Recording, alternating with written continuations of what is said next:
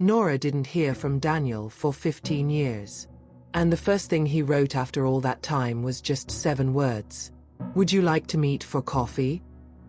When she read it, the world around her went quiet. The kettle boiled over. The radio kept playing.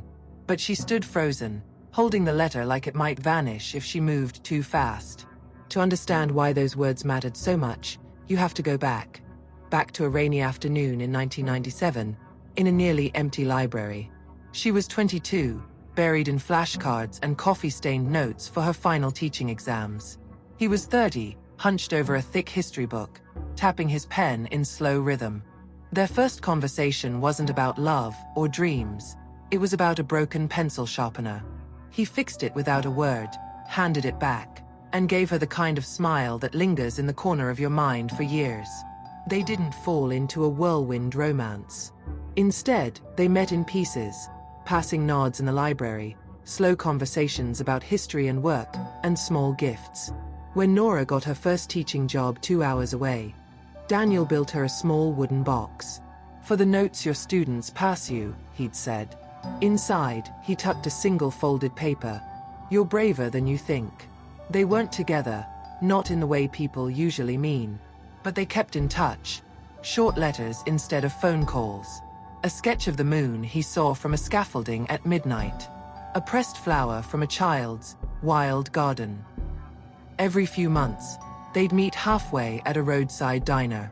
They'd order coffee they never finished, talk until the waitress flipped chairs onto tables, then drive home alone in opposite directions. In 2003, Daniel's father died, and he moved back to his childhood home to care for his mother. The letters slowed. The diner meetings became rare. Life pulled at both of them, Nora with her growing classroom, Daniel with endless repairs on the family house. One day, she received a letter with a hand-drawn map. A small X marked a house. If you're ever in the area. It read. She placed it in the wooden box and didn't open it again for years. 15 years passed. Nora's hair had silver now. Her life was steady. Morning tea, afternoons with her students, evenings with the soft hum of the radio. Then, that letter arrived. Would you like to meet for coffee? Same place. The diner hadn't changed much. Same vinyl booths, same flickering neon sign. Daniel stood as she walked in, a little slower, hair thinner, but with the same quiet focus in his eyes. They sat in their old booth, spoke about the years they'd missed, and didn't once ask why it had taken so long. When the waitress came to clear their cups, Daniel pulled out a photo, faded, curled at the edges, of them outside the library in 1998. You never knew I had this, he said. Her laugh, still in 2 bursts, filled the space. They began meeting again, sometimes at the diner, sometimes at the farmer's market. There were no grand declarations, no plans to start over. But there was a quiet depth in the way he slipped extra apples into her bag, or how she tucked his favorite tea into his coat pocket without him noticing. It was a love built not on urgency, but on long, steady patience. One autumn, Daniel mentioned restoring an old community hall. The roof leaked, the floor groaned, but he said it was worth saving. When Nora visited, she saw sunbeams cutting through cracked windows and pencil marks on the beams to guide his work.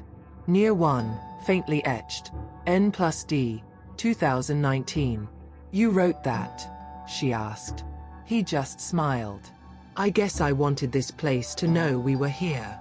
By winter, Nora's health began to slow her down. Daniel started visiting her house instead, bringing soup, fixing squeaky doors, never making a fuss about it. Once, when she apologized for slowing things down, he shook his head. We've never been in a rush. That's our thing. The last spring they had together, she asked him to open the old wooden box she'd kept since the beginning. Inside were his letters, sketches, and that little map from years ago.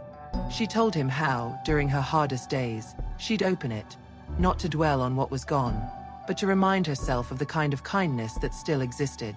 He didn't say much, just held her hand and traced slow circles with his thumb. Daniel passed away the following winter.